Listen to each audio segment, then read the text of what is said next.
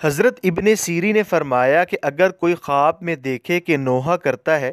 دلیل ہے کہ وہ جگہ اس کو مبارک نہ ہوگی اور اس جگہ کے بڑے لوگ ایک دوسرے کے مخالف ہوں گے۔ اگر دیکھے کہ اس شہر کا والی مرا ہے اور لوگ اس پر نوحہ کرتے ہیں، دلیل ہے کہ ان کو اس والی سے رنج اور ظلم پہنچے گا، اور بعض اہل تعبیر نے بیان کیا کہ والی کو خوشی ہوگی۔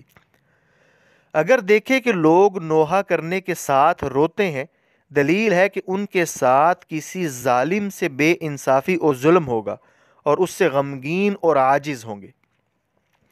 حضرت ابراہیم کرمانی نے فرمایا کہ اگر دیکھے کہ نوحہ کرتا ہے اور شور کرتا ہے، دلیل ہے کہ اس کو غم اور نقصان پہنچے گا،